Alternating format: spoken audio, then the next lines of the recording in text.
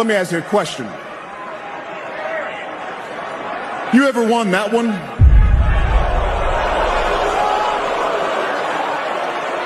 All right, we know that was have you ever even competed for one of these? My name is Troops.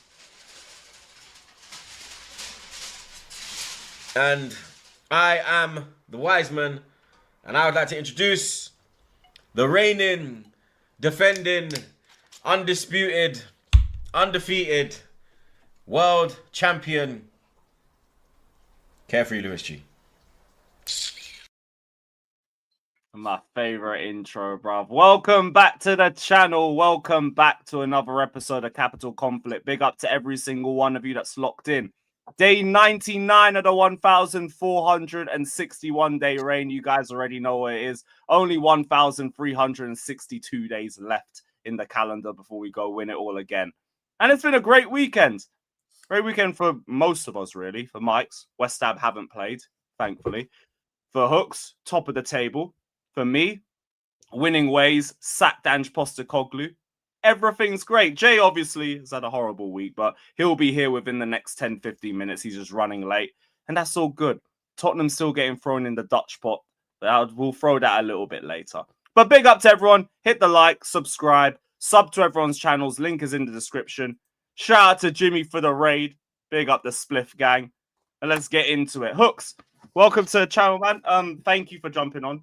As late notes as a replacement, and I hope you've had a good weekend. You've had a fucking great weekend, actually. It's a silly question, but I hope you're well.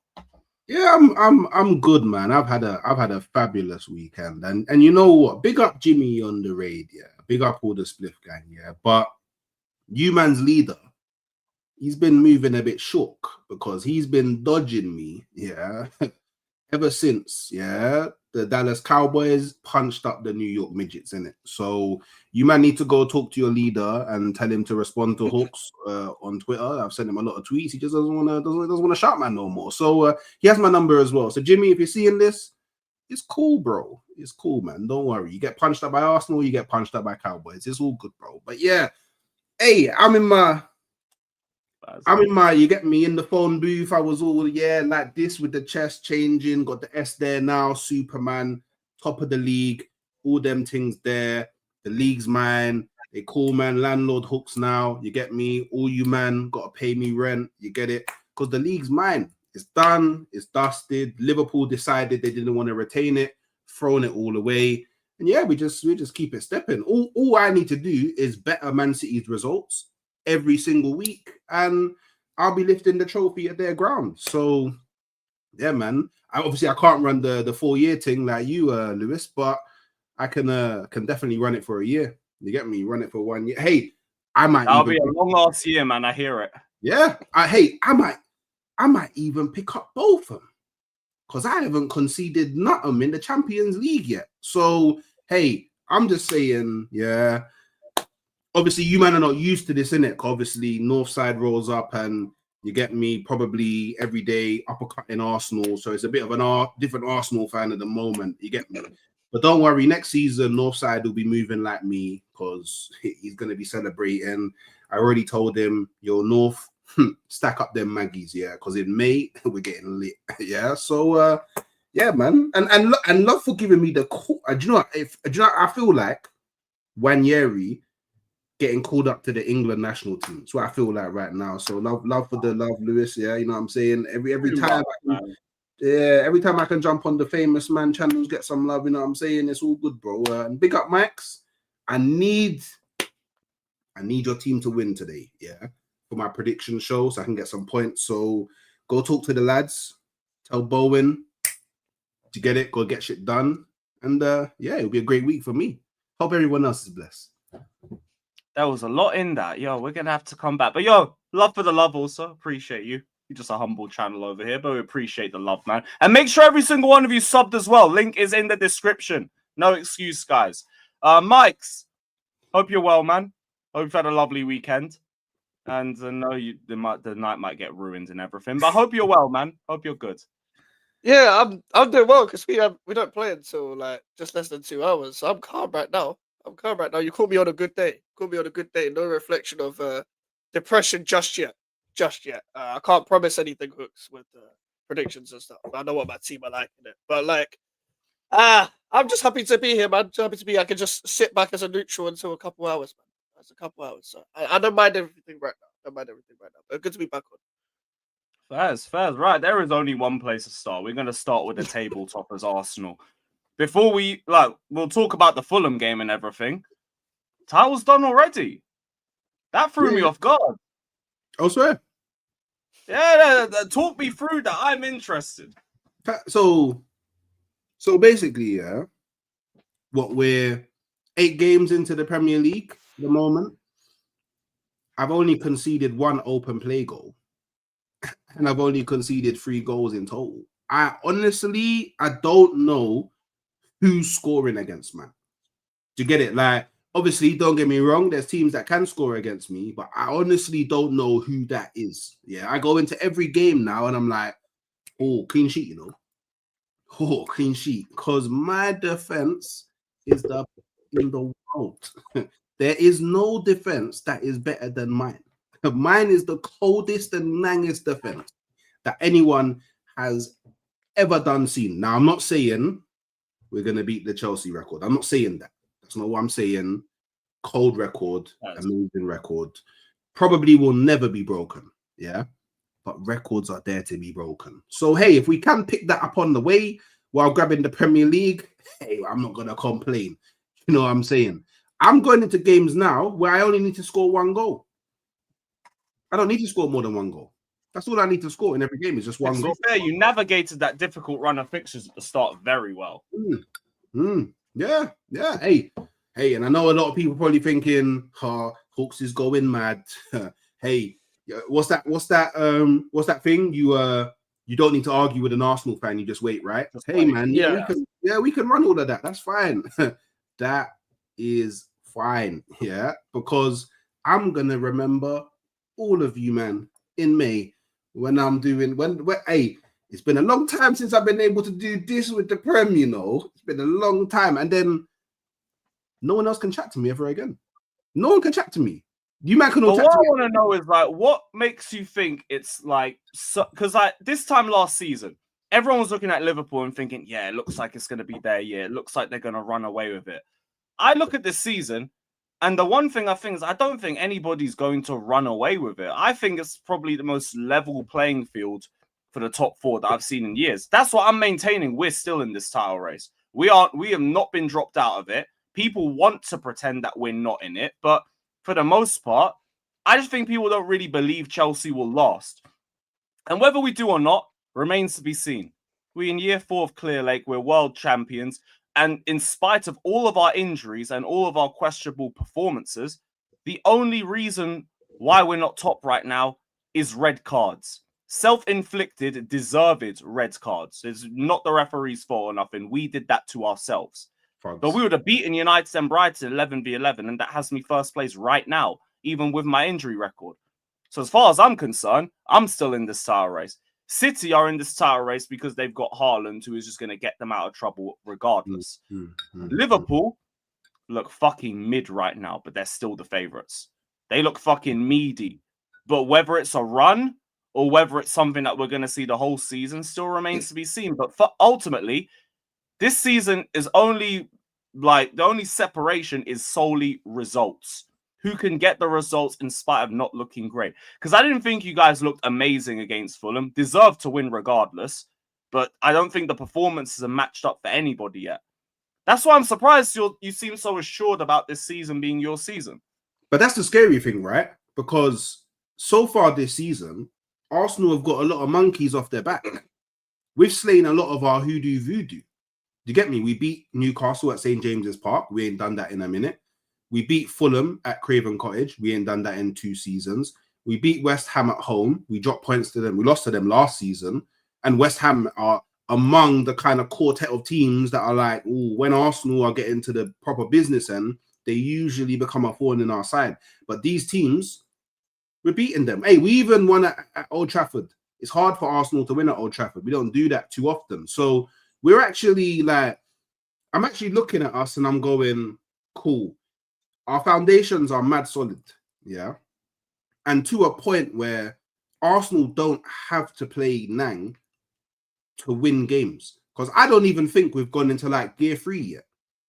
I would even question gear 2. Like, being completely honest, like, I don't think we've, other than maybe Nottingham Forest and Leeds, I don't think we've blown anyone away, really. Yeah, like, yeah, I'm with you on that as well. Do you know what I mean? Like, but the thing is, we've done what we've needed to do, and yeah, how important that is to do in the Premier League.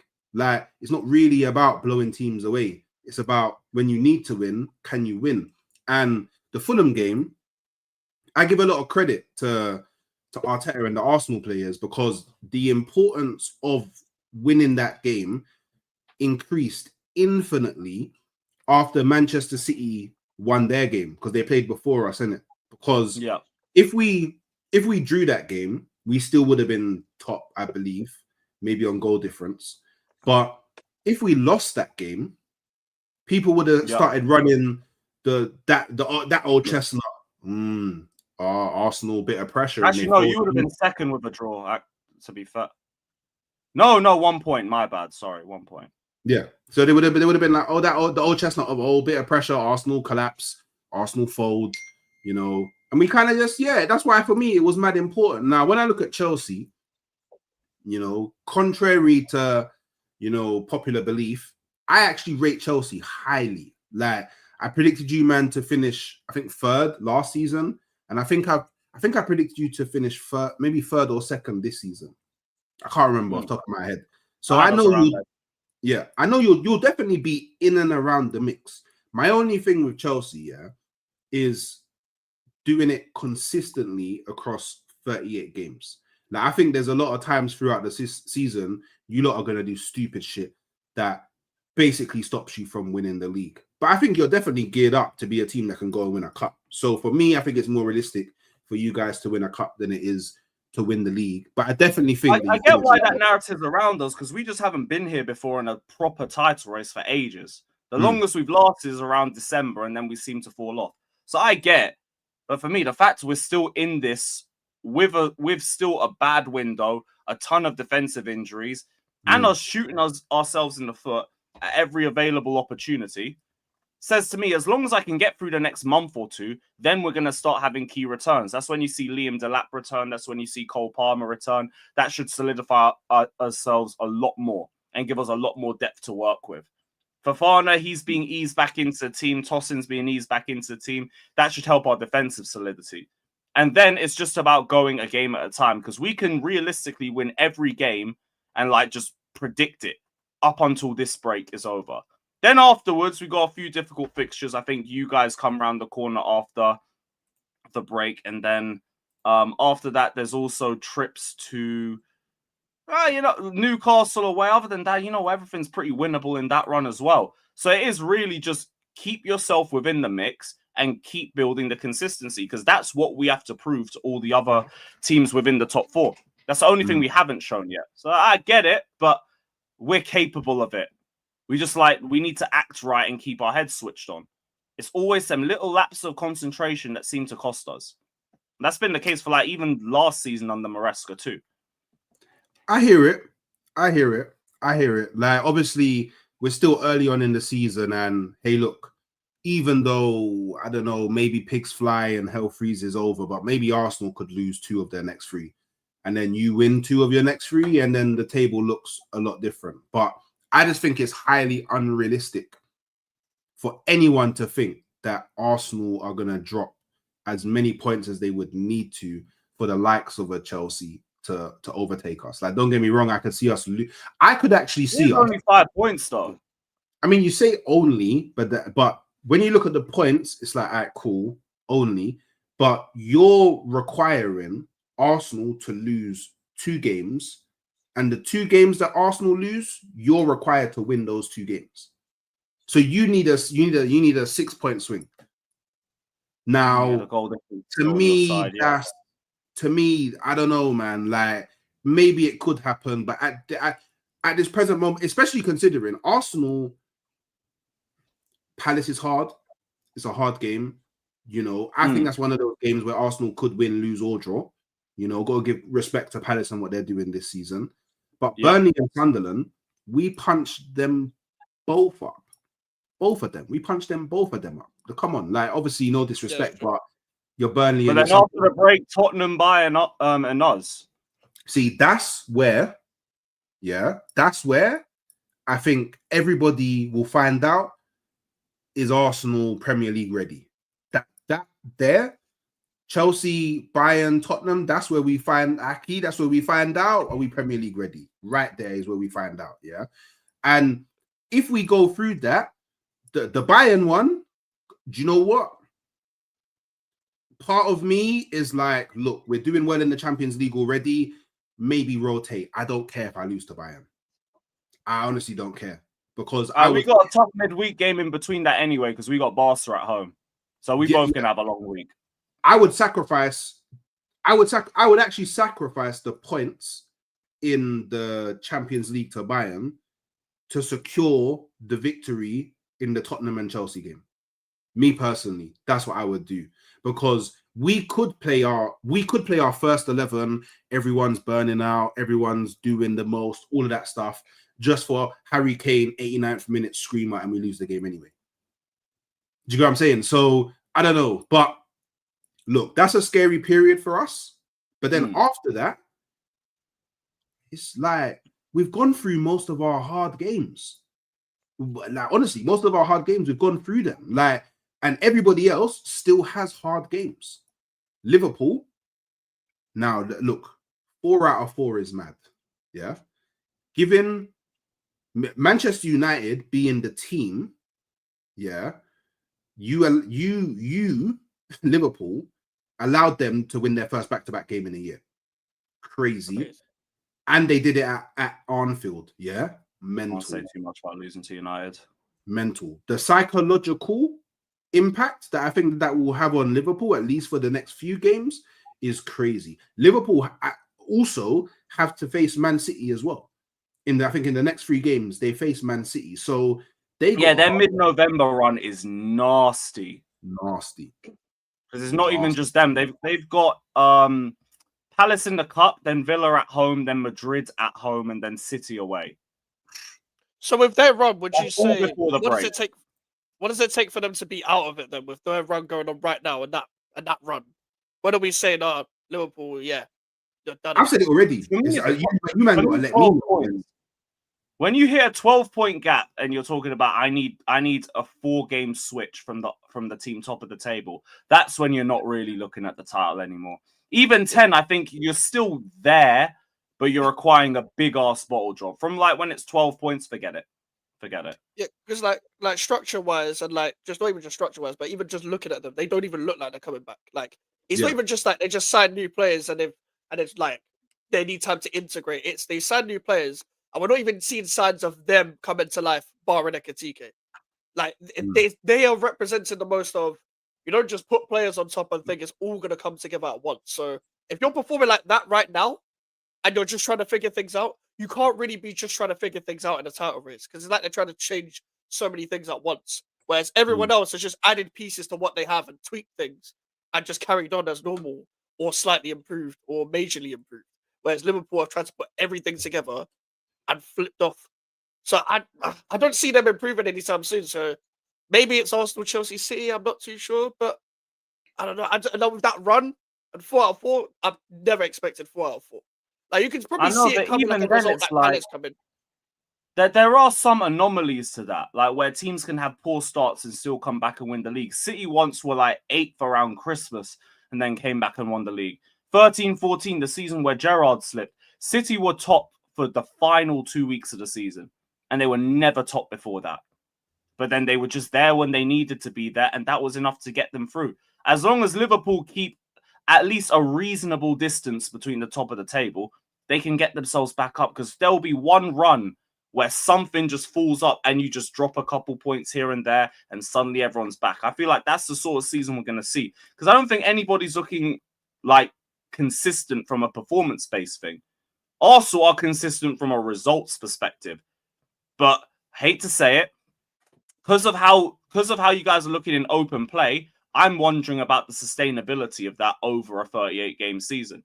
Like, that's not to downplay set piece goals. Goals are goals. You win games, you score goals, that don't matter.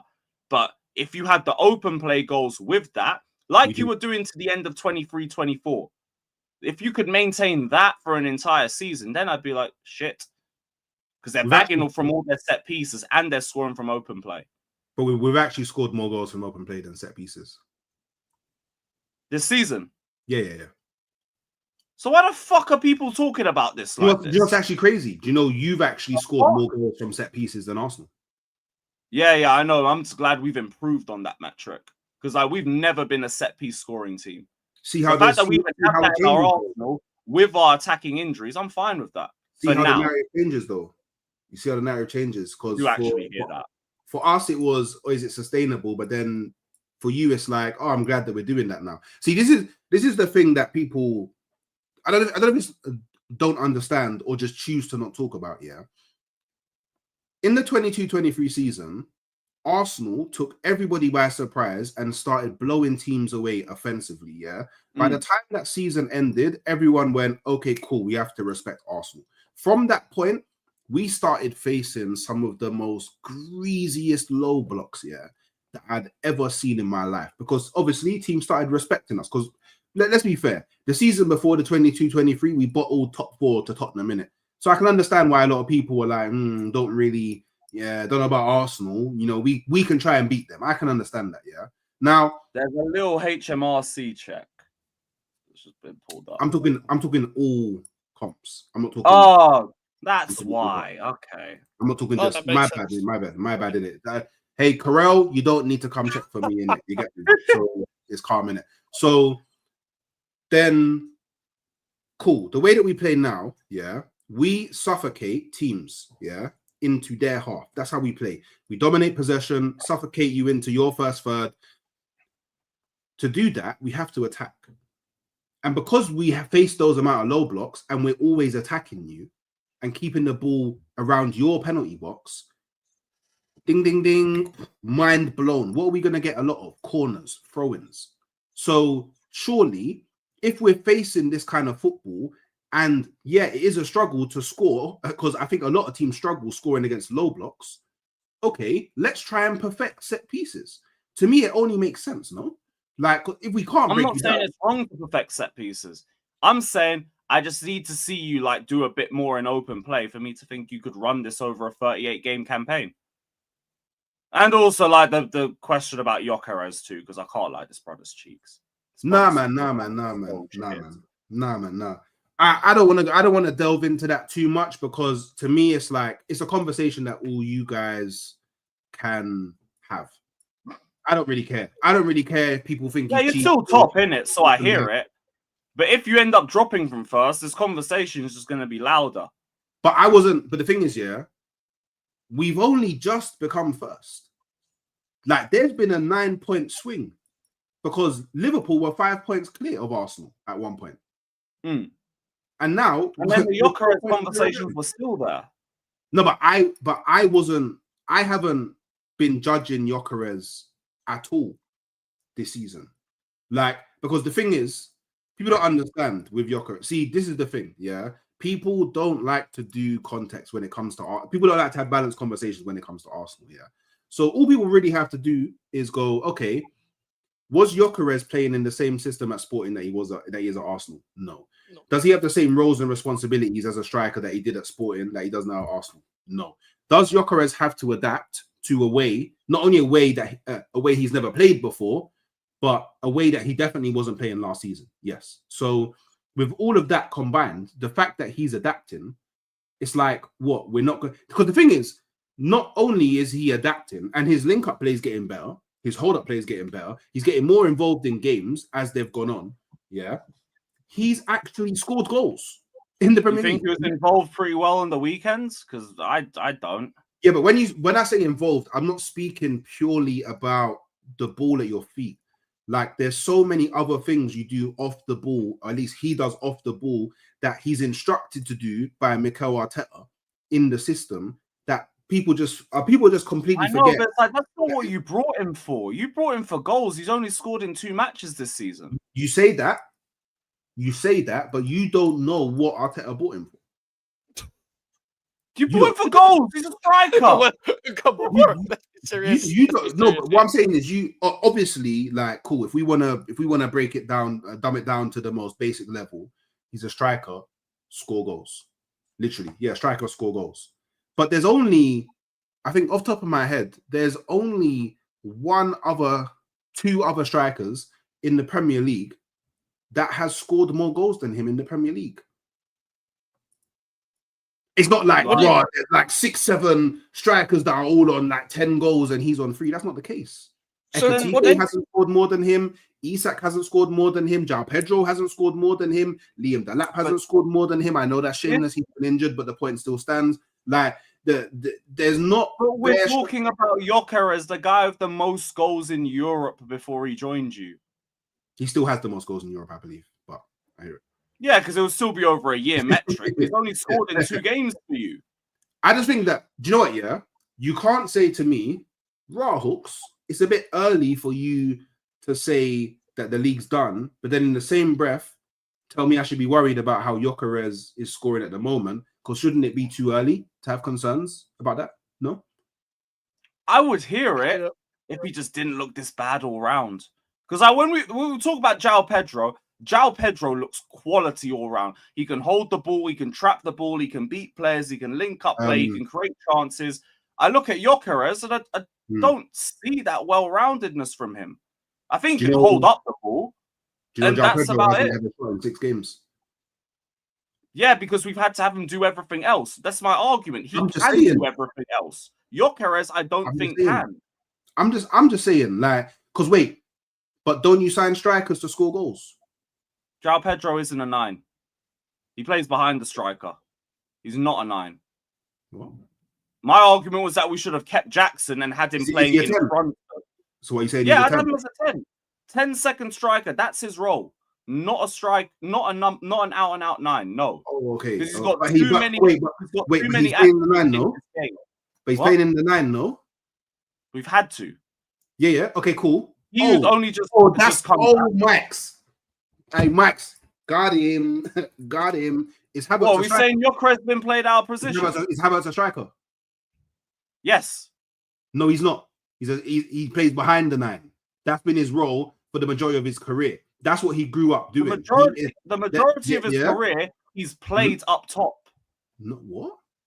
For Chelsea, he's primarily played up top. For Arsenal, he has played primarily up top. Because he had to. For years. Because he had, hey Max, you see that? Guard him. Guard him. And Havertz isn't even as good, well-rounded as João Pedro. If that's what we're trying to do. I tell you what, Havertz never went 6 games without having a shot. He probably went 6 games without a goal. I'll say that. Oh, but so has João Pedro, no? João Pedro's not a striker. Neither is Havertz. Havertz not a striker. And even then, we are deflecting away from Gyokeres, who is a striker. So wait, what's the argument? João Pedro isn't a striker and is much better well-rounded. So how many games has he gone without an assist? When was his last assist? Actually, I don't recall. When was he? Yeah, when was his last assist? Oh, you don't recall? Someone in the chat would actually have to tell me. I don't recall. But he does all of that other stuff. Literally, you go back to the first half against Forest, he was the only one creating anything. He's the one that made clear-cut chances for our midfielders. Because we have to have him drop up, hold up the play, and create as well. And because he's so good at all of that, we don't want him up top. It should be Delap up top, or ideally you kept Jackson. That's what we should have done. So look, Lewis, I'm not saying this because I think Pedro is a bad player. I think Pedro is an amazing player. But what I'm showing you here is how you're providing all of the context in the world to justify why Pedro isn't playing to the level that he probably should be playing, but you don't give that same... But João Pedro hasn't dropped his level. But João Pedro hasn't dropped his level. I'm sorry. I think for a forward player, Because on your website, Didn't Pedro have like 5 league goals last season? he's classed as a forward on your website. So I think a player who is classed as a forward going 6 games without a shot, yeah, when he's playing in the 9, regardless of whether you think he's a 9 or not, is diabolical. Not scoring goals is fine. Not getting assists is fine because it's a team game, right? Someone else in the team can do that. But not having a shot in 6 games is... That's also a false stat, by the way. He had a shot against Forest. He had a shot against Liverpool. That was a fake stat. Fake stat. Okay. My bad. Stat. Maybe a shot's on target. I don't know. No. It was just shots. It was just shots. Oh, so the 006 thing is a shambuzi thing then, we're saying? Man being frauded. João Pedro 007. I don't get that. He scored against fucking... No, double in terms of shots. So you're saying it's a lie? Yeah, it's a lie. Even like that was dropping during the international break. He had a shot in the last match. Okay, cool. First thing I did was go on SofaScore to check. Okay, like, no way. Hey, Chelsea fans, I apologize. See that? I'm not a YouTube guy. We all get things wrong. We ain't perfect. Hey, man, I didn't look into that. I just saw it online and I went, silly me. My thing is that, like, you man brought Gyokeres for goals and he's only bagged in 2 games. Joy is, sir. Can I ask? Let me ask a question. So, with all of that we talked about Gyokeres, do you think stylistically it's the wrong type of striker to sign? No. And if so, what did Arteta sign him for if it's not goals? I think it's the exact striker that we needed because he's not getting goals, but he's making teams have to think about different things when playing Arsenal because he runs off the shoulder a lot. He makes a lot of runs. That's something that no Arsenal player playing up top has. Like, you look, Havertz likes the ball to feet. Marino likes the ball to feet. They like to drop. They don't like to make runs in behind. Pardon? Havertz don't make runs. Not for Arsenal. I had him as like one of his only good attributes. I thought for him was like making runs off the ball. He doesn't run it behind for Arsenal. Not really. No, they might utilize him differently. Then he was like he likes to crash the box from deep. I'm not talking about that. I'm talking about Gyokeres actually makes runs off the shoulder of centre backs, which is something that I haven't seen at Arsenal for actual time, innit? So, do you get me? Like, look, we're sitting here now, 20th of October 2025, and people are hee ha ha, 3 goals for Gyokeres. Cool. But I'll remember all this. And when it gets to the end of the season and he's one of the top goal scorers in the Premier League, then we can look back on shows like this, no? This is a great thing about what number did you expect him to get when he first joined in the league? In the league? Yeah. 20. You expected 20. All right. Yeah. Not on track for that. But I had him down for 15 in the league.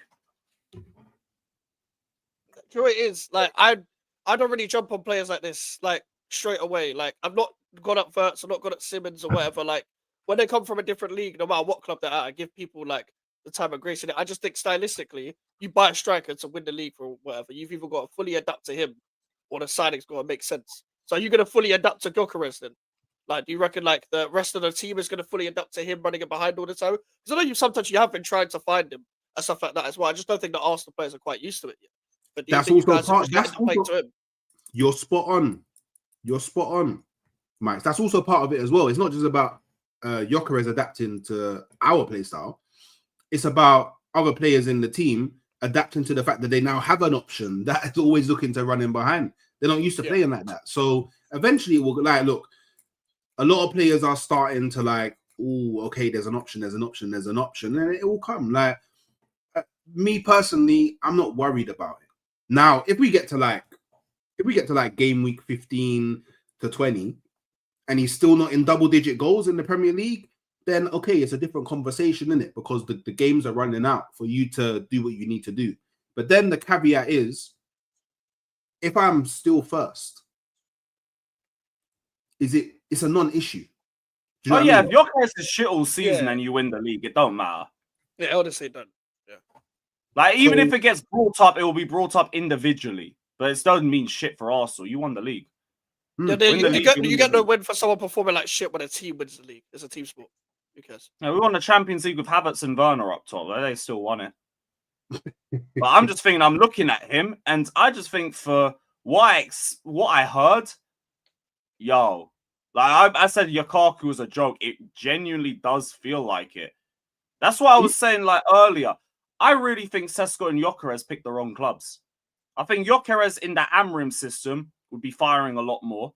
And I also think Sesko, with how strong you guys are aerially, would probably be producing a lot more in your system too. I just think this, and I still think it. I think Sesko's too similar of a profile to Havertz. Like it's just no point. Like it'd be like if Sesko starts and it doesn't work, you bring on Havertz. Nothing's really changed from the perspective of the opposition defense. The same vice versa. At least when Havertz comes back, cool. If the way Gyokeres plays isn't working, cool. We bring on Havertz. There's a change. We play a bit different, and vice versa. And I think that's why, obviously, aside from the massive disparity in goals scored between Sesko and Gyokeres, I actually think that's one of the other reasons why. Well, amongst a few other things like his agent playing games and the money demands and all of that stuff, I think that's probably the reasons why we chose Gyokeres over Sesko. Yeah, that and all the bullshit with the agent. But I hear it. If you don't win the league, you should be winning at least one of the other trophies because you've actually got the depth now to go deep in the cups.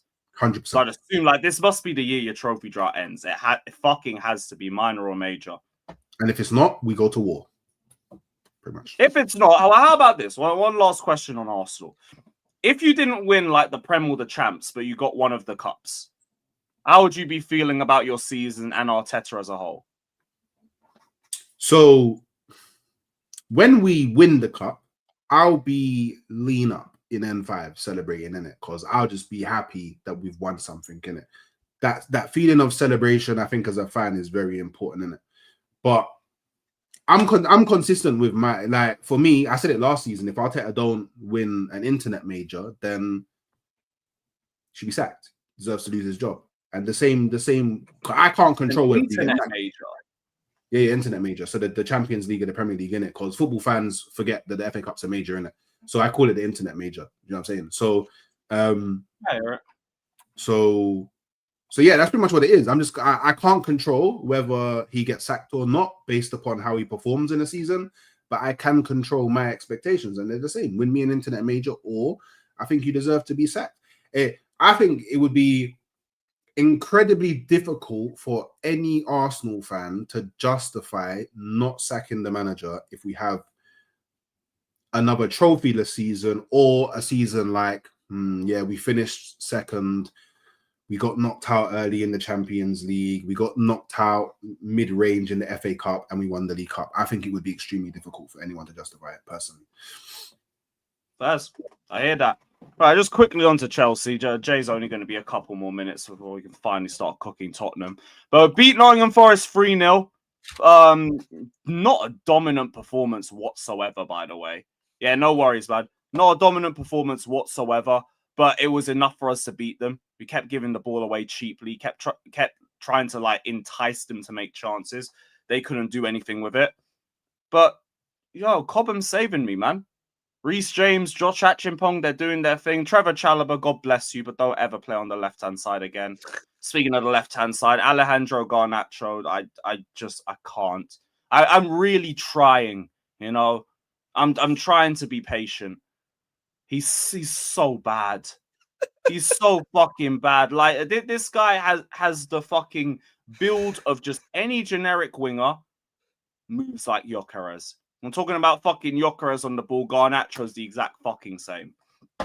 But the right subs came on, won us the game. I need Hiu to start some more minutes so João Pedro can cook in the 10.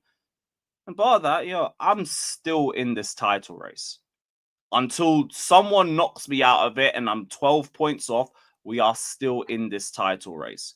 I don't care what anybody's trying to say. I understand we haven't been here before, so people don't trust us to stay here. But we're here until we're not here. I ain't ducking away from the responsibility of that. We are 4 years into our time with Clearlake. Now, want to talk to me about fucking, let's top 4 again. No. If we're in the top 4 race again, we are beefing these sporting directors for everything, because with how this league is looking right now, there was a great opportunity to capitalize by having an even better window. What we've done is fucking mid. But the squad's still good enough that it can continue, at least for the next month or two, and then we're going to have more reinforcements back, and that should help us get through the second half of the campaign. We're also apparently bringing some sporting director from Klopp's reign at Liverpool who kept him in check, and he's meant to keep our sporting directors in check, which if that's the case, we might not move so brain dead in the market. But even then, some of the players that we didn't bring in, it's not looking too bad. Like Javi Simmons is looking like a bag of garbage for Tottenham right now. But the centre-back, the goalkeeper, you could have fucking saved my time with that. But no, we have to do Project 2028 because Mamadou Sarr and fucking Kendry Pies and what's his name, Mike Penders are coming in a year or two. Fine, I'm not worried about my long term. I'm worried about the short term because we have a great chance to capitalize and stay in this title race. But you want to go and do like your projects, your Gittins and your Garnachos. So have one project. I don't need both. Gittins was all right when he came on. Not too bad. Garnacho was straight cheeks. I can be patient with Gittins because you have barely played all year before you joined me and you're inexperienced. Garnacho, you've been here for 3 years. You're garbage. But whatever. We won the game at least, so it's not that bad. I don't want to delve too much onto the negatives. This guy that's meant to keep this guy that kept Klopp in check that you guys have got now, wasn't one of Liverpool's biggest complaints their windows at the time under Klopp. So what is this guy's role specifically? Because they weren't buying big names and all of that. But they were doing what we were trying to do before, where it's like you buy the players just before they hit their peak, and then they hit their peak at your club. That's the whole aim of this project. So that would work for us a lot more. Just like actually move for the right profiles and the right people instead of trying to run pet project hype. Don't you think it would have been don't you think it would have just been a lot better to, like, the money that you spent on Gittins and Garnacho to just spend it on Semenyo? Yes. Or get one of them. Because like we had bigger priorities than getting 2 left wingers. Centre back and goalkeeper, we all said at the start of the window, I need 3 things. I need a striker, a goalkeeper, a centre back. You did 1 out of the 3. Now you sorted out the depth in midfield, at fullback, even I'd say up top, even if some of them is questionable. But the 2 that we said that we needed, you aired it. Now I have to rely on Achimpong and Fofana. Achimpong is going to make mistakes through the campaign because he's 19 years of age. He's been great this season, but you might have the odd Brighton game here or there. Fofana, my best centre-back when fit. Big if when fit. At least Reece James has shown he can stay fit all year now. Wes, I now need you to do the same thing. And even then, I don't have a ball player other than Tosin. And Tosin, for all the passes he could do, you get him 1v1 and it's long. It's long unless you're one of them physical forwards. Them smaller, more nimble wingers, they'll just take the piss out of him. They've done it all season. So we shot ourselves in the foot there. But in spite of that, the only reason why I'm not top is red cards, which is why we're still in the title race. I don't think you can say that, though, because literally the season that you're having now, I had it last season, and I wasn't allowed to say that. No, but you guys are blaming the ref. We're not blaming the ref. We deserve those reds. That's why people are going. But it's still the red cards and the injuries that are impacting your season at the moment. It's undeniable. The difference is the way you guys were moving about it. Because you guys say, "Oh, this wasn't a second yellow. You're kicking the ball away. Shouldn't be a red." I was like, "I get it. We deserve." That doesn't matter. That's irrelevant. That's irrelevant. Like the fans' reaction to what's taken place has absolutely nothing. It has no impact on the scenario. It's just people's opinions on what's going on. No, because like the wording is so key. You know this. You've been doing YouTube for a year or two now. The way you say things matters. That's why I'm very careful about how I say it. It's self-inflicted reds. It's our fault. We're the reason for that shit. Yes, for us talking on the panel now, cool. For your credibility as a person that speaks about football online, cool. I hear all of that.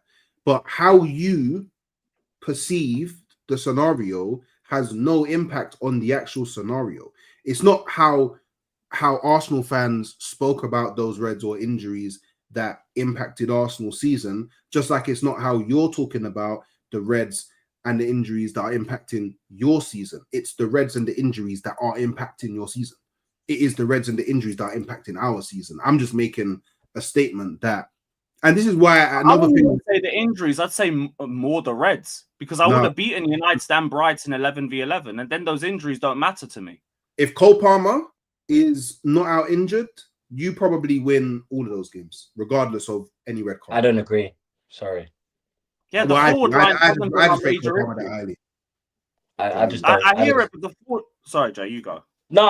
Obviously, apologies for being late, man. Them, you know what I'm saying? Got held up at work. But I was going to say, I don't think Lewis is trying to say that they're the reason. I just think in hindsight, because there's still time to play in it. Like, we can blame the red cards now, but there's still a whole season to go in it. In hindsight, at the end of the season, you can look back on it and say, oh, okay, cool. Maybe these red cards costed us. But right now, it's a bit of a... It's a little bit... It sounded a little bit arsey, you know what I'm saying? It sounded a little bit arsely, but in terms of Palmer, I'm not saying our season's Palmer done now. goes missing sometimes. He does. The guy can have bad games. You never know. He could have been fit for, I don't know, how many games has he missed so far? He's only started 2.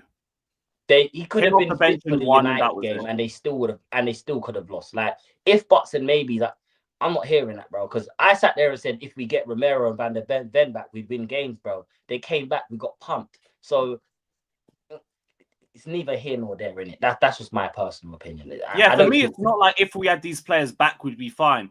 Don't get dumb red cards, and I would have won the games I didn't win. And then I'm top. That's it. And I still think we can go on a run. I still think we can compete for this title. But you shot yourselves in the foot by getting red cards in games that we were easily going to win. Like, people say United, you were getting cooked before the red. It was 4 minutes. The 90-minute games are not decided by the way the first 4 minutes have gone in an 11v11 situation. That don't happen. Brighton, they had nothing until we got a red. We would have won both and we would have been top. But by the by, at least now we're learning to win down to 10 men because we're still fucking getting red cards. So whatever. But yeah, we're still in this title race. Still Bop Forest 3-0. We got to go into Spurs. I have a question for you. Before we go into Spurs, cool.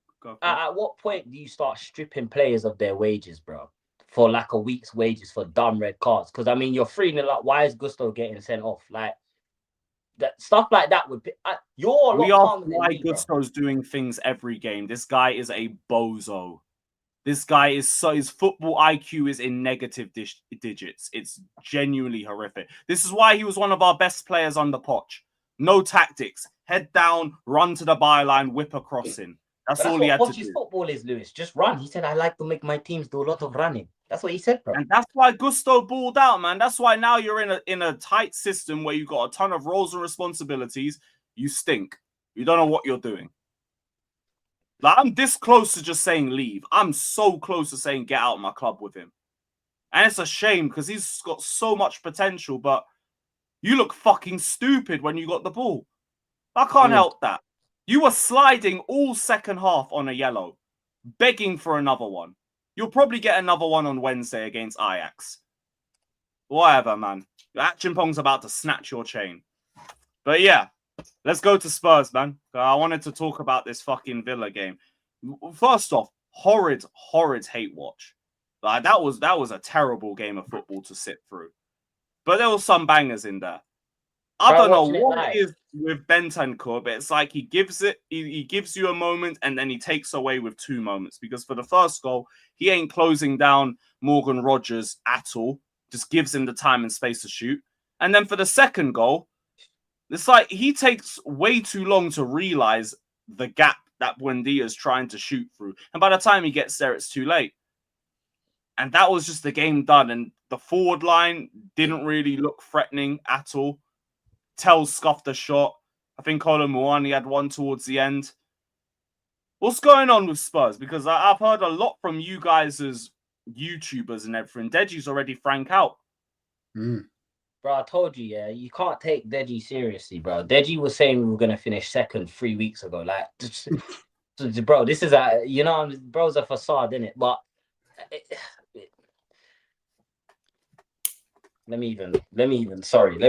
sorry, bro, because you know what, yeah?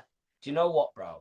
This club like to embarrass me, because every time I run my fucking mouth, yeah, they go and put some bullshit on. Do you know what? For the first 50 minutes, I said, hey, we can win this game. Even when Villa equalized, I said, bro, we can win this game. Villa are not that good.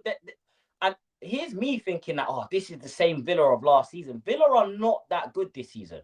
I don't know what it is, but they just don't look as potent as they did last season. You get me?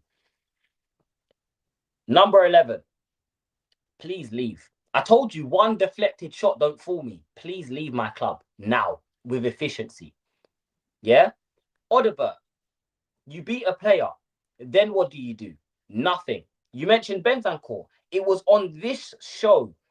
I said to you, apart from being racist, what does he do? No one can, to this day, no one can tell me, bro. Apart from being racist to his own teammates, what does Bentancur do? Nothing. Offers nothing. Yeah? Just has Paulinho in the midfield. Yeah, looking like a Cocoa Pop. The last Cocoa Pop in the bowl, bro. Yeah, looking like the last Rice Krispie in the bowl. Just there by himself. Bare space. You get me? The defenders, I can't even get mad at my back line, because for once, for the first time, yeah, since Alderweireld, yeah, and Vertonghen, I actually feel like I've got a decent back four. It's not the best back four in the league. I'm not going to go out there and say that. We're not not even the best in Europe, right? But I'm just saying I'm confident, bro. I'm confident in the back four.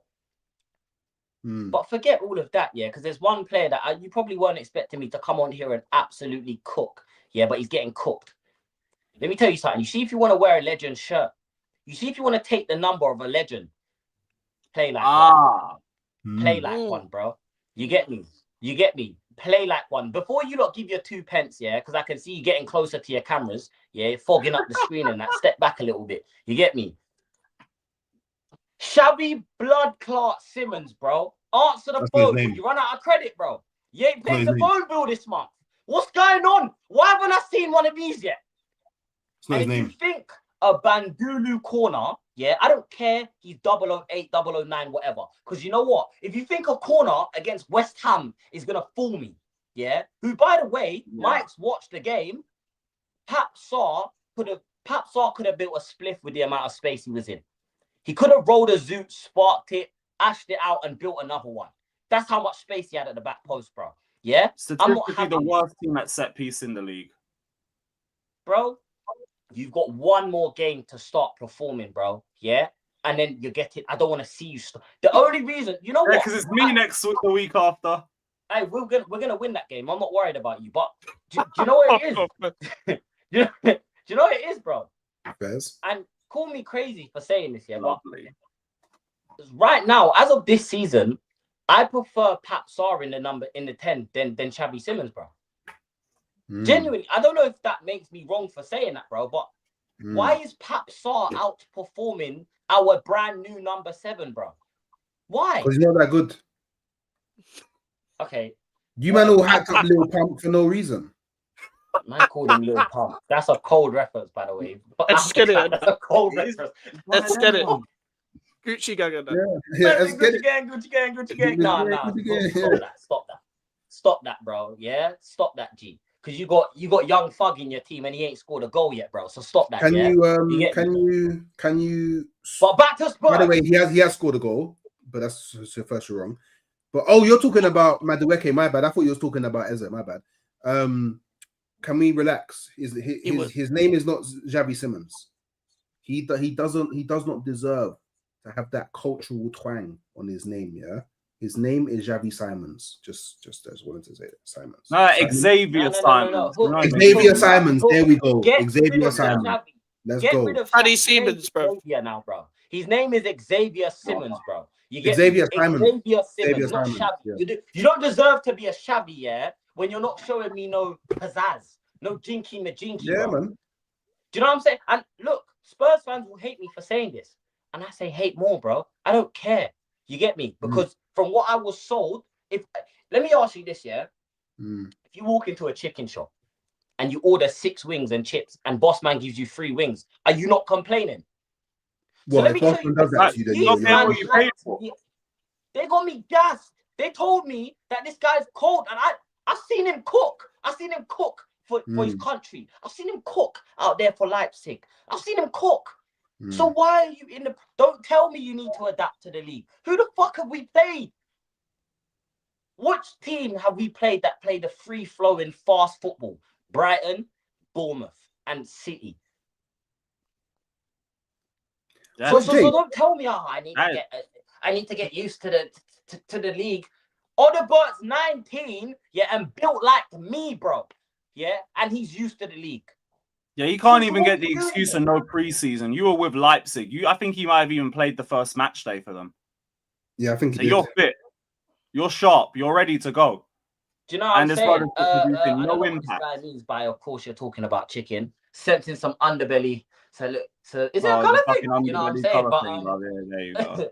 But Kolo Muani, that's the next one I wanted to talk about as well. Kolo Muani, bro. Fuck me. Okay. I'll leave it the best till last then. Oh my God. I said this guy is so bad. I said for so long, this guy is so bad. And you know what?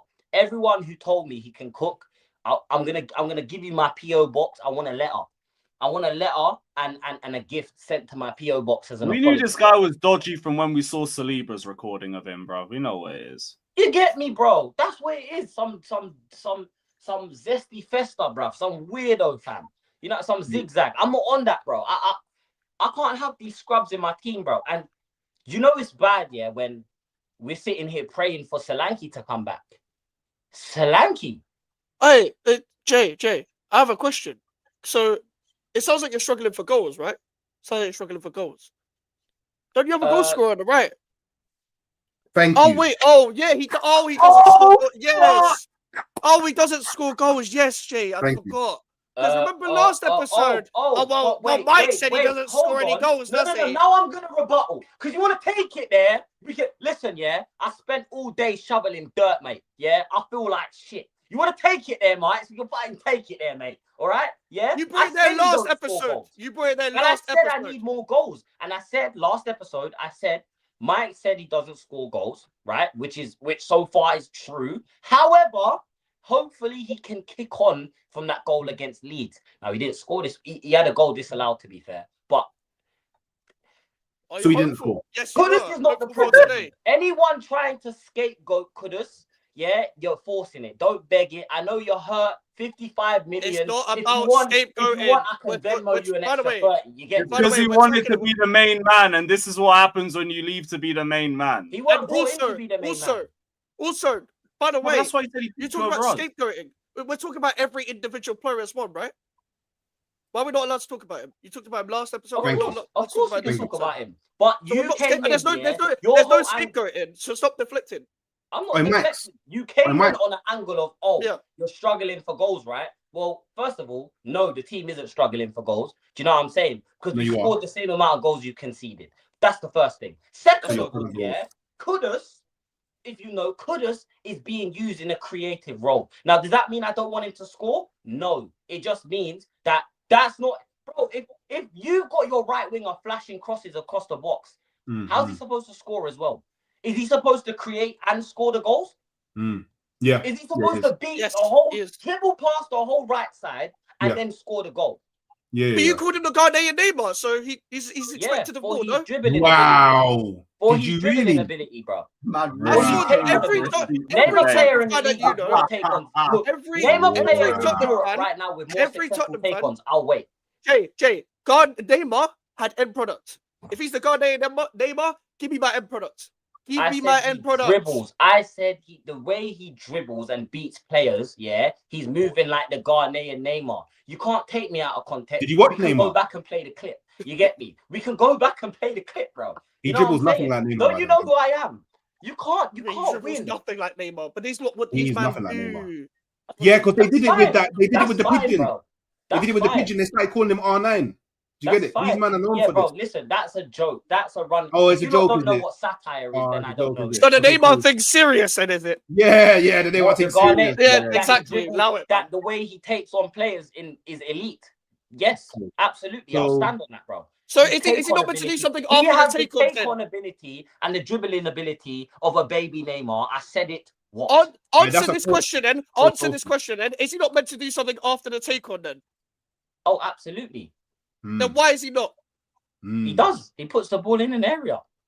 He puts the ball in a Fuck dangerous off, man. area, bro. Fuck off, man. You're This not guy's gonna a win, fucking Mike. fraud. You know what I'm saying? He was literally criticizing Deji. He is another Deji. He is Bro, just I am not a Deji, fucking 'cause East I London didn't sit here Deji. and say that He we're is an gonna East finish London second. Deji. This is what he is. I didn't say that This is we're what gonna he is. finish He's second a and that fucking we're gonna beat fraud. everyone in the world, didn't it? Yeah, Jeji, I hear it. But Yeah, do you know what's Jeji, even? Do you know what's even more mad, Mike? Do you know what's even more mad, Mike? Yeah, they actually have a right winger who's clinical and scores goals that they themselves, as a fan base, scapegoat. He does nothing else. Oh, but don't you need goals to win games? Which is why when he comes on, he gets put on the left. You don't play out on the right. They don't play out on the right, yeah, because we've got Kudus out there. You get me? Now, but Kudus is your creator. Hold on. No, but Kudus is your creator. Why wouldn't you play Kudus in the 10 as the creator and Brennan Johnson on the right as the goal scorer inside forward? That does sound like it would work if you're going to do Palhinha and Bentancur in the midfield. Yeah, then you could have Xavier Simons on the left, and then they don't matter who you put up top. Because like Palhinha and Bentancur, they ain't progressive at all. The problem with playing Xavi Simons on the left, is that he is not quick. He can take a player on, but it slows the attacks down. Which is why whenever we played Maddison out on the left under Ange, our attacks were slow as hell. Why? Because he's definitely faster than Maddison needs these type of players need time to put their foot on the ball and get their head up and make their decision. They don't. You know how you've got midfielders who make their mind up before they get the ball. He's not that.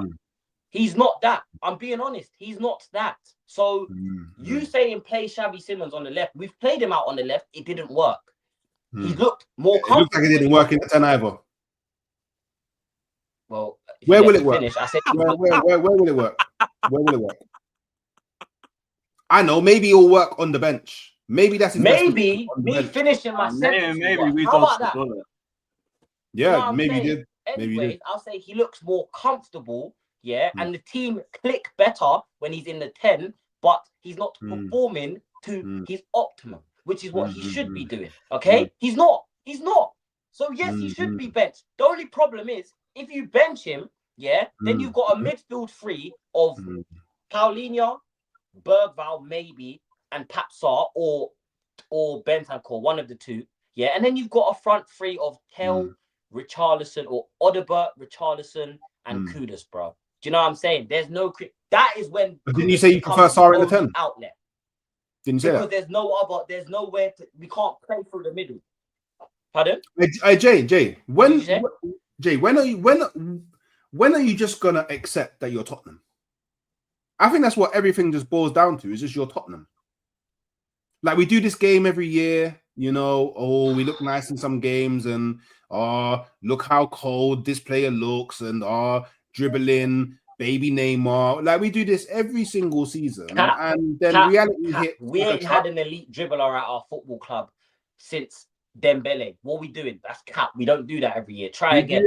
But every year we gas Try up again. We gas up the thing, and then you just show us who you are every single season. Sometimes it takes longer than others, you know. Sometimes you think you win the league in October, and then you proceed to win as many games as you did after that. Just when are we going to stop playing this game? And not just you, Jeji, you know, because a lot of the Tottenham fan base do this. Like, when are we just going to stop? Do you know what? Yeah, do you know what? I'm trying to be really calm here, but do you know this is what pisses me off. Why is it? Why do I have to be a victim? Why do I have to be a bitch? No. Answer my question. Why do I shut up? Let me finish. Why do I need to be a fucking victim, bro? Why do I have to sit here on these shows every week and say, oh, You know what? We're fucking Tottenham. We make billions of pounds a year, but you know what? We're Tottenham, so let me just not expect nothing. We spent 450 million in the window, so I can't expect nothing. We lost 2 games all season. 2 fucking games. Conceded 7 goals. Yet for some fucking reason, I'm supposed to sit here and be pissed. Pissed at what? What do you mean? When am I gonna admit that we're Tottenham? What the fuck does that? The same Tottenham that won a trophy last season, the same Tottenham that won more than you and is playing in the same comps as you, and you want to say, when am I going to admit we're Tottenham? Let it all When out. are you Let gonna it all admit out. that your Let it all manager's out. a pussy? How about that? How about that? When Let are it you all going out, to man. admit, yeah, that screwing light bulbs don't win you titles, buying dogs don't win you titles, releasing carnival kits don't win you titles? When are you going to admit How that? would you know? How would you know you haven't won a Premier League title? How would I know? How would what I it know? takes Because to you've win been doing it title? for 5 years, and what has it won you? How would 2 you know? charity shields. Hey, we didn't have a dog for 16 years and we never won a title. So clearly it's not the dog's fault. Okay. Clearly, We're doing this deflection thing. Clearly Yeah? it's not the dog's You're fault. missing the fucking point. The point is, yeah, when are you gonna realize that you guys are some bottle job wankers? What about that? When are you gonna realize that you're not the biggest club in London? When are you gonna realize that all you will ever be is the 3rd best team in England? When are you gonna realize that? Wait. Did you? Okay, Did then. Thank you think that very was a much. part? Thank you very much. Wait, being the Anyway, first moving best team back in on to England, do you think Spurs. that was a I don't know part? why we're talking about Arsenal. Wait, what? It's the main character Hey, syndrome. It's neither their do fault. I, because you mentioned them. I didn't mention Arsenal. You did. That's No. You wanted to syndrome. rage bait. You wanted to That's rattle your me. Well, guess little what? man I'm syndrome fucking kicking rattled in. now, mate. Jeji, Yeah, I'm little man fucking rattled. syndrome. You wanted to rattle me. I'm rattled now. The do-rag is too tight, Jeji. Allow it. Yeah, because we were talking about Tottenham. So I'd like you to revisit back to Tottenham and explain to me why you keep on playing this game. Come on, man. We ain't got time for all this. Believing in my football club. But believing in your football club. That sounds a lot like a certain other Tottenham fan that we know, right? Case in point. Thank you. Well, if my club haven't... Thank you. Okay, cool. How about this then? My club this season hasn't given me any reason to be absolutely furious. Yeah. So unfortunately, and I get it. No, I get it. Yeah. When I started YouTube, we had Ange. Yeah. Maybe people just know me as a crash out now. People just know me as a miserable Tottenham fan who's always angry at his team. Well, guess what? Until Spurs give me a reason to be miserable, you ain't gonna see that from me. You understand? I'm gonna be confident. I'm gonna back my club because for once, I feel like my team is in a good position. My club is in a good position as a whole football club.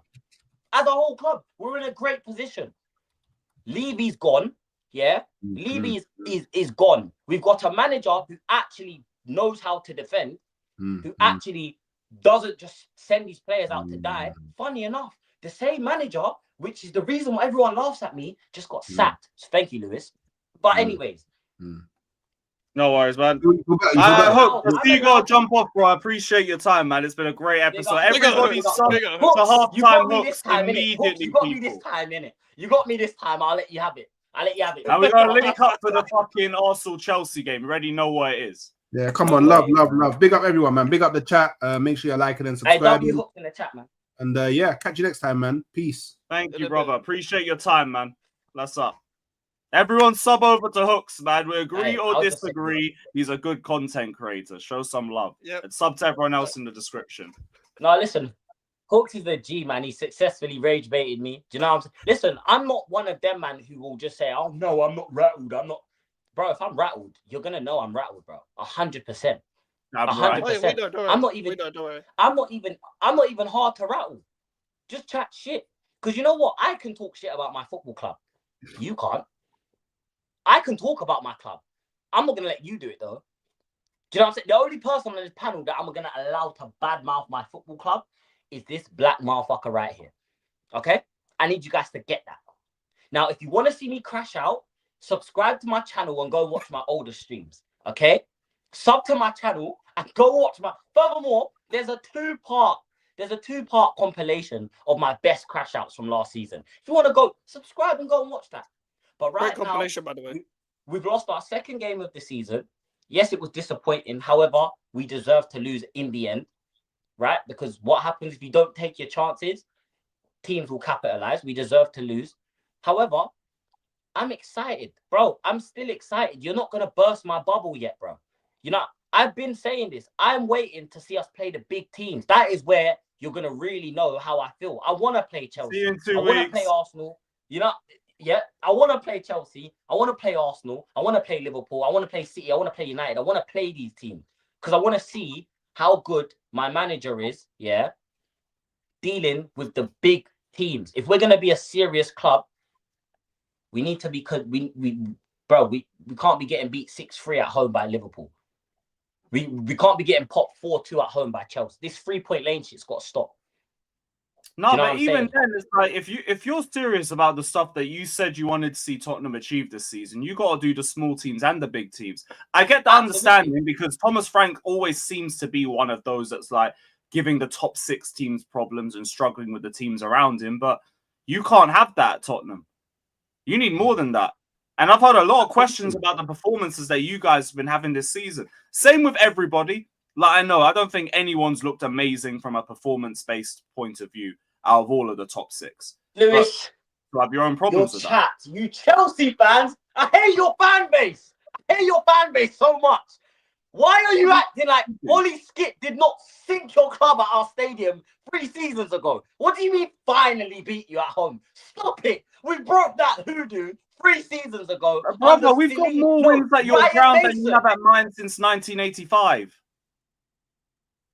Hey, man, you know what I'm saying? Just let me live, bro. God damn, man. Just let me live. Georgie, let me live, bro. You got to win a couple of these games, and I mean, like, consistently. The only time where I've genuinely been shook of Spurs was the Poch era. Because there was some couple 3-1s, 1-0s here and there. We used to actually struggle against you guys for a bit. That was it. Yeah, man. And, hey, listen, that was a great time for us Spurs fans. It's a shame we didn't win anything. But, bro, like, I don't know what they want me. I don't know what do they want from me? Jay, if I'm being serious, yeah, you see what it is with Tottenham right now, and even the Kudus thing, yeah, and the Shabby Simmons thing, I generally think you lot just rely too much on them. If I'm being just generally just real here, I'm just not going off the previous episode. I just think you guys rely too much on the 2 people trying to create down the flanks and stuff. I don't think Kudus is I've never said Kudus is a bad player, anything like that, unless I was crashing out last season, which I have done before. But what I will say is that he's not the player that people say or people think that he actually is. The idea is better, which is why you don't completely rely on them type of players. When they're down the flank and they're just constantly creating, you need help. You need to help these players. Even in Shabby, I haven't even got onto Simmons, and I understand why you are getting onto Simmons. But you see the Simmons, the Virtues, the Gyokeres, I've let them live this season because I'm like, I get it. There's bigger pressure. You have to hit the ground running. But I actually get it adapted from a different league thing. But you guys rely on these people too much. Rely on them too much, bro. And like with the wingers you have, I don't know why you guys didn't get a proper number 9. I know it's because you already got Solanke and Richarlison. You don't want to add more wages on that. So you got the loan for Colin Muani. I get it. But you guys need to do better than that.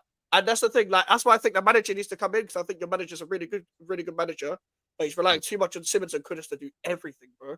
Like, that's what I'm do you know what I think as well, Max? Just to add to that, I think it doesn't help that we don't have Kulusevski and Maddison. It doesn't help that both of those, because again, those are 2 players, the 2 Mr. Reliable, especially Kulusevski, which are not a lot of people. I know people don't really rate Kulusevski like that, but Kulusevski is a massive player for this Spurs team, you know. Like, he's an important cog in this team, bro. He's an important part of this machine that we're trying to build, bro. And when we don't have the likes of Kulu, that's an option. That people talking about scapegoating Brennan Johnson. The only reason why we cook Brennan Johnson is because he does nothing else but arrive at the back post. Do you know? He does nothing else but arrive at the back post. Do you know what I'm saying? Even with, bro, he could score a hat-trick and still get a 6.4 rating on SofaScore. That is how poorly he performs outside of scoring goals. Do you know what I'm saying? And Mikes, you said it there. I've said this on stream.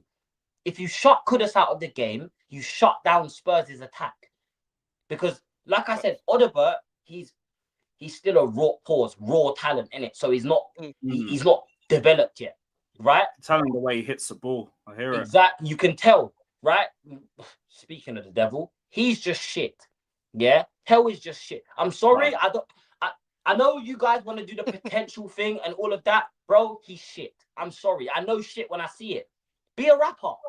Hit the trap. Go OT. Go punch. Do something, bro. Just stop playing football, please. Okay, do you know what I'm saying? No, I might as well. I'm done with him, bro. Mateus tell to go cunt. Team, That's become crazy. a barber. You know what I'm saying? Do something, bro. Work in Nando's. Become a football coach. Become the youngest manager. You man ever. paid a Do 10 million something. loan fee, and how much was the transfer fee? The loan fee was 10 million. The transfer fee was 35. 45 million on a player who scored 1 goal and got 2 assists in 20 games last season. Thank you very much. Man. And the worst Wait, part is, yeah, all the names they in the see him chat. score and they're like, oh, I've always liked Tel. You like him until he slaps one over the bar from in front of the goal. Yeah. And then everyone's swearing, everyone's hating him. Do you know what I'm saying? And like I said, the only people that like Tel or that think Tel is a good player, I'm sorry, I don't mean to be a dickhead, but are the people that don't go to matches. Because if you hear some of the things that I hear when this guy gets the ball, bro, this guy didn't even do anything. Someone just passed the ball out to him. Everyone's, for fuck's sake. Everyone's kind of mad because we're sick of him, bro. Your man We're scared sick the of Willie him. and the Bakayoko treatment. We're sick of him. He gets the ball. Everyone's saying, for fuck's sake, man. Do you know what I'm saying? But in all, like I said, bro, there's a lot that needs to change. It's Frank's first season, bro. Listen, bro. I said I'm really starting to put pressure on this manager and this team when we get to January. The window's open. I think it's fair to say at that point, you've had long enough to know who is your player and who you don't want. Who works where and who doesn't. You've got long enough. So that's when I'm starting to apply the pressure, bro. But right now, all applying the pressure is going to do is just raise my blood pressure. And I'm not trying to do that. I'm not trying. I have enough daily stress, bro. I'm not going to be crashing out about the second loss of the season, which, by the way, yeah, both losses haven't been, we got absolutely wellied off the park. No, the only one I would say, even the Bournemouth game, where it's like, yeah, they probably should have won 3 or 4-0. But we haven't been wellied off the park in all of these games. Now, the performances that have been poor, yeah, with the games that we've had to come back from, the 2-0 down and the 1-0 down and all, yeah, those performances, I've called them out, bro. Yeah? But come on, man. Come on, man. Like, I don't know what you want from me, bro. Man said applying pressure. Oh. I hear the logic. Whoa. I hear the logic, though. I do hear the logic behind Do you what know you're what I'm saying, though, Lewis? It's not like... Yeah, I get it. I just wanted to know, because the vibe around Ange. the Spurs fans has just been a bit, like, crazy. But for how badly you lot struggled at the Ange, I would have thought, like, a few defeats, or just the odd one here or there, you'd be a bit more composed around. Can I be honest with you? I was expecting us to be sat around maybe 12th, 11th at this point in the season now. And not just because, the points, we're 11th, but we're 3 points off the top 4. No. I expected us to be down there, struggling. But the fact that we're not struggling, bro, people just have to take away your hate for Tottenham and just look at it from a football fan's perspective. If you're an actual football fan and you appreciate football, then you're not looking at Tottenham saying, oh, God, these lot are shit. No, you're saying, you know what? They've got a squad there. They've got a good manager. They have something to build on. Yeah, they've got a club that's generating money. Like, no, bro, the amount of money this club has is ridiculous, bro. It's ridiculous. Do you know, to the point, we make so much money that our owners injecting 100 million. We're like, are you taking the piss? Is that it, bro? Is that it? Is that all you got to give, bro? God forbid it's ever used seriously. Spurs fans out there, yeah, listen to me. Don't listen. Don't let no one try and make you think you need to be angry. You call out the problems that you see, which is what I do. I call out the problems that I see. But, bro, it's too early to be frank out and all of that. Deji's guy mad, but I get it. I get it. Sometimes I get it, bro. You know what I'm saying? The algorithm and them things, it makes sense. But come on, guys. Come on, guys. Let's be guided. Let's concentrate. Word to SB. You know what I'm saying? But yeah, man, that's my little rant on Spurs. Bring on Chelsea. I'm ready for Chelsea. I'm ready for everyone. And yes, I do. To the guy that asked me in the chat, yes, I do think we're gonna win. Interesting. I'm glad the energy's there, innit? But yeah, and if we lose, I'll be here same way. Yeah, if we lose, I'll be here to just. You ain't got no choice. I'm calling you. Are you going to the game, Lewis?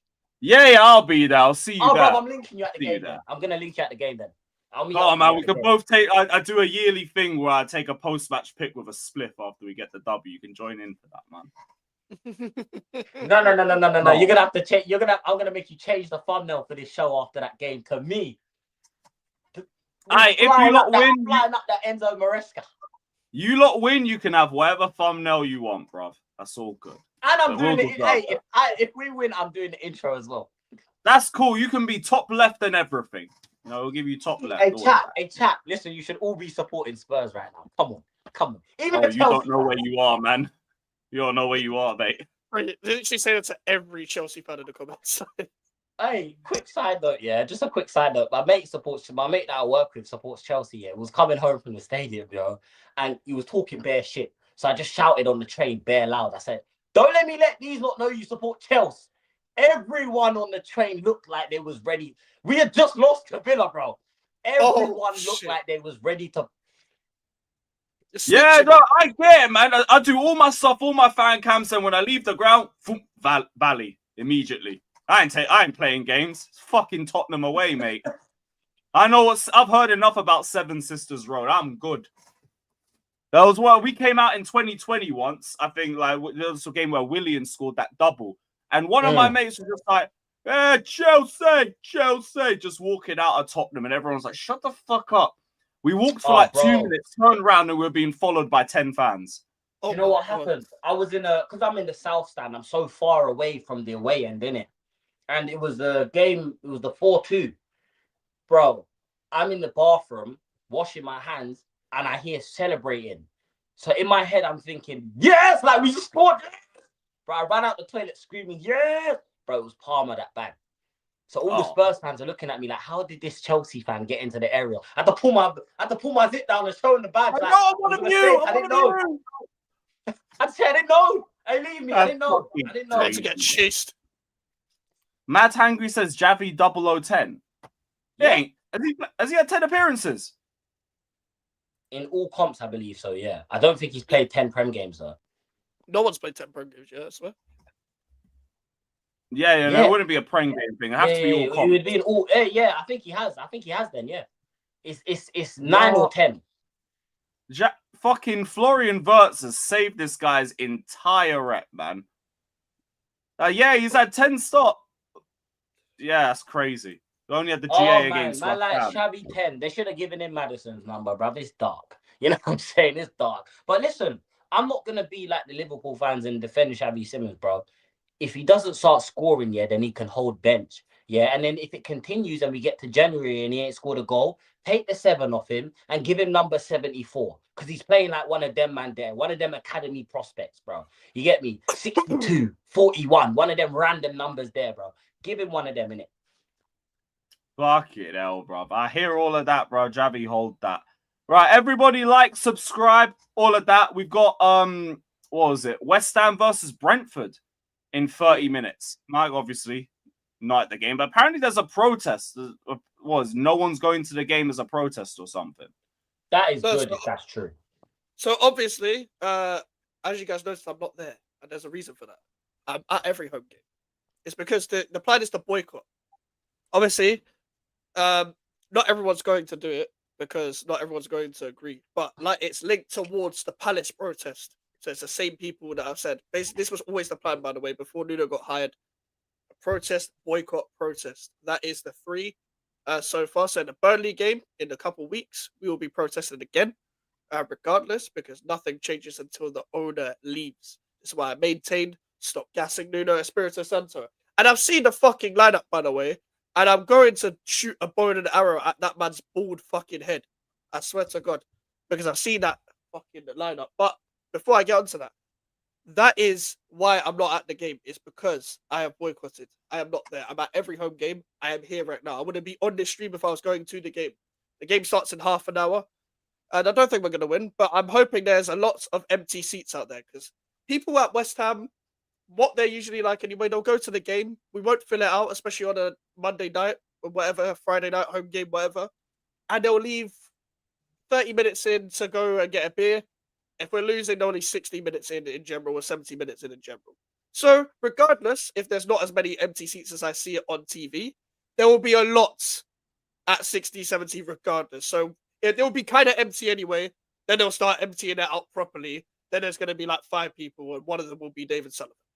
Like, that's what I'm thinking anyway. So even if the boycott hasn't gone full to plan, it will be like half the stadium's done out, hopefully, by the time we're probably going to lose to Brentford and all of that.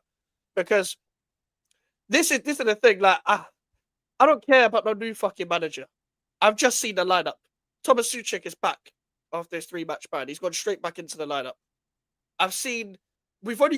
There's no one up front. Because Fulkirk is injured, we're not playing a proper striker. We're not playing Callum Marshall. We're not playing Callum Wilson. We're playing Andy Irving, fair enough. But there's like 5 midfielders on the pitch. And then just like Somerville, Bowen, and that's it. Like, I'm very confused with what the stadium is. I'm very confused with what the lineup is, sorry. And then Malik Diouf has been dropped, who's been our best player this season. I like Ollie Scholes. I like Ollie Scholes, by the way. I really do like Ollie Scholes, but Diouf didn't need to be dropped after one mistake against Arsenal. He didn't need to be dropped. And people have the audacity to say, just back the manager. I've lived too long on this earth to just do back the manager thing. I'm sorry. I've gone through too many managers to know this. Like, bro, I don't care if he's new. I've watched Nuno for a long, long time in general as a manager to know what he is. I don't know whether Paquetá's playing up front. I don't know whether Bowen's playing up front. Regardless, I do not like it. I don't like it. If he dares put Jared Bowen on up front, I'm gonna start a fucking riot at this point. Because there's no point. You see the whole Nuno in, Nuno out thing, yeah. There's no point doing this anymore because the main thing is about the ownership, which is why we are boycotting and protesting, which is why I was Potter out, but I wasn't aggressive with being Potter out. I would just cuss him. I'm just gonna cuss you. I'm not gonna keep saying Potter out, because what changes after that? What changes after this? Criticism in isolation, but they're not the major problem. I hear it. Exactly. So it's bigger than any manager today. Regardless of the result, I need the boycott to be effective today. I need to go on the TV and see lots of empty. I'm not expecting the whole stadium to be empty. There's a lot. And by the way, I respect the West Ham fans. I go to every game. I've never missed a game. That's you in it. I'm not going to criticize you for your decision. But you see, my decision, I want to take it into my own hands myself. I've got a bit of power, slightly, with being a season ticket holder. So let me use that. I spoke to my dad as well. He's not going. Like, none of us are going today. Right, so it's a whole thing of like, maybe our row's going to be empty. And I sit high up. And that's quite empty anyway. Or you get random tourists there. It's either empty or tourists. So regardless, it's probably going to be the tourists smoking, vaping at the back. And then it might be empty, but just below that. But I've done my job, innit? And next game we'll be protesting. I'm looking forward to doing that again. Because regardless, whether we win, lose, or draw today, nothing changes. I was gonna just quickly, Mike. I was actually gonna say more power to you lot with that protest as well. Like rivalry aside, I need to stop saying rivalry. We're not ops, but like hatred for each other aside, for our clubs aside, yeah, bro. The chat. I want you guys to just understand. This is how much we love our club, bro. We'll sacrifice the joy of going to watch our team play, bro, just to see that our club and our owners care about us, bro. So, hey, for your sake, Mike, genuinely, I hope this boycott does work. I'm gonna tune into the game. I didn't even know there was like you lot were boycotting the game today. I'm gonna watch your game now just for that reason. Do you know what I'm saying? Because I just want you to stay consistent. Empty, do you think? Do you think it's gonna be fully empty, or there's still gonna be people there? There's still gonna be people. But it just needs to look like an academy game, innit? Yeah, that's what I'm thinking. And I think we will be consistent with it as well because we've let it go overdue and it's been like a 3-game plan. So we protested at the Palace game, we boycott this game, and then we're going to protest at the Burnley game as well. It's about the home games. Taking the charge of doing that every single home game. Try it. Keep trying it. Because after the Burnley game, I don't know what the plan is next. I would suggest keep protesting every single home game. That's what I would suggest, innit? But we will see. But I think we're losing today regardless. And to be honest, I'm tired. I'm just tired. There's no joy in going to watch West Ham anymore. This is the easiest boycott of my life. It's a Monday night. You think I want to go Stratford on a Monday night? I can think of much better things to do and go. That's why you guys got a chance to send a serious message, but you guys just have to keep riding with it. At least I'd say you got your 2 biggest fixtures are usually Chelsea and Spurs, and you've already run that at home. So like, there's not really a lot more fixtures that would be like enticing like that. But after that, your next home games are Newcastle, then Liverpool. To be fair, you might get more away fans in that than home. But Burnley's the next one just after this one. So Oh yeah, I just seen that. Yeah, that's the next that's the next protest game. So we'll be there, right outside, like we were against Crystal Palace. And I don't care who the manager is. If the fans can't see that and think that the manager's a quick fix, you've learned nothing over these past 15 years. Because even let's say you agree with the manager being good or whatever, West Ham owners haven't hired managers because they think they're good. They've hired them because they run a free, they run a cheap, and they want to keep money in their pockets. So regardless of whether you like the manager or not, get behind this. If you want something to change, join. And also, this is Nuno's first home game. As someone said in the chat, we have not won a home game since February. I am more than happy to stay at home because this is my last season anyway. I am not going to miss this one single bit because I miss my real home, Upton Park. That's the home I really miss. And that's not coming back anytime soon. So me going next year and not going next year isn't going to make a fucking difference. It's not going to make a difference to me missing West Ham United. I miss the old days when we didn't have London on our badge. I miss the old days when I was at Upton Park. We went fucking Green Street, not Stratford. I miss them days, but those days are gone. So let's get rid of these days as well. And if the protests don't work, someone just nuke the fucking stadium. How about that? Every time I hear you say that, I just get part of my mind just saying, should we move? Should we move? Only move if know you're what, really steady as a club. Do you know what we're doing? Because obviously, I've experienced the whole stadium move thing. Yeah, for the first couple, if your stadium, if it's done properly, yeah, like for example, for us, like we all missed the old White Hart Lane, but first of all, the flooring inside of the Spurs stadium is actually the rubble one, from yeah. White Hart Lane and that. That's the first thing. Second of all, they made the Tottenham Stadium feel like home. Do you know what I'm trying to say? The stands aren't 25 miles away from the pitch. Everyone's close. Like it feels like a home. It like what Mikez is saying is valid, bro. I've seen people go to West Ham games and watch the game on the screen next to them because they're so far away from the fucking pitch, bro. I'm from mate. I'm around East London. That lower tier and upper tier. I get it. It's bad. Do you know what I'm saying? So I get that wanting to like, should we not?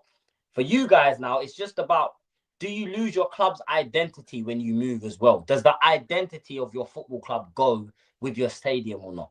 Do you know? If we don't get Old Court, then like it would be a case of that because we can't move anywhere else in West London. It's just too packed. That's the only available area. So then the only other method is just rebuild Stamford Bridge. But if we rebuild Stamford Bridge, because of the area that it's in and all the stuff surrounding it, it's taking years. Like we're talking Chelsea's moving out for about 5 to 7 years while they rebuild, take Stamford Bridge down, put it back up again. So then like you kind of already lost your identity short term because where the fuck am I playing? Wembley won't host us for 7 years. What? When is Bonfire? Sorry, when is I'm certain my window just got hit with a firework. It's Diwali. Ah, right. Someone. I was gonna say you hear fireworks like for the week or two around that anyway. But even then, like we'd have to move regardless. So if it ain't gonna be Wembley, Twickenham don't really want football fans around every other week. Then it leaves me one of your clubs. West Ham, Spurs, or Arsenal, we're doing the ground sharing thing for a couple years. I'm good. Wembley now. I'm good. God forbid West Ham. Like Wembley. They won't take us for 7 years. They won't take us for 5 to 7 years. Bet. Like it might be a year or two thing. Or the other idea was like we have all of our big games at Wembley and our smaller games at like Twickenham, or we try ground share somewhere. I'm trying to. It don't make sense unless it's around above like 40k because we have 25,000 season ticket holders. Now we're talking about Fulham potentially. They're 25k allocation with hospitality, so you can only fit every season ticket holder. So it's just complicated. Like ultimately, I'd just rather go Earls Court and just stay at the bridge, but I don't think we're gonna do that. So we'd have to ground share with somebody, and God forbid it's West Ham. I'd rather off myself. Hey, I draw low-key. I hope it's you. I hope it's us. So you get to experience my pain, all of you. I've done it. I've done up West Ham away. I've done it. No, but a season is not. It's the different from one game a year. You man complain about one game a year. We got 19. No, but everything that you say, I understand. You're correct. I'm not arguing with you. You're correct. It's a dump. I'll need to experience it to get to that point. No more than I already have. Plus, it will feel different for you, Lewis, bro. You guys are so close to the pitch. It will feel so different being at West Ham Stadium, man. Yeah, like, at least Spurs or Arsenal, just for the jokes of saying we might win a league there before then. West Ham, do it at the Emirates. Please do it at the Emirates. I really can't have that. Yo, that last home game at the Emirates, you're going to see Chelsea fans just standing on top of the chairs, just stomping them all out. It's fucking hilarious. Hey, that would be great to see. Don't do that, though, guys. Don't vandalize the stadium. Yeah, no to vandalism. No to vandalism. No, do it. No. No. It's all mad. It's all mad. But you, man, it's been a fucking entertaining ass episode already. You, man, know what it is. Sub to Jay, sub to Mikes. North ain't here, but go sub to him anyway. Hooks, he's had to leave, but go sub to him. He's a great content creator. All of these, man, are. And, yeah, we're going to send everyone over to Mike's because he's about to start off his watch-along. So, everyone head over there. Watch West Ham Brentford with him. I'm going to go cook a Sam. So, I'm going to get my food sorted, and then we're going to cook this fraud. So, see you lot over there. Big up, everybody. Like, subscribe. Sub to Mike's channel, sub to Jay's channel, Hooks's.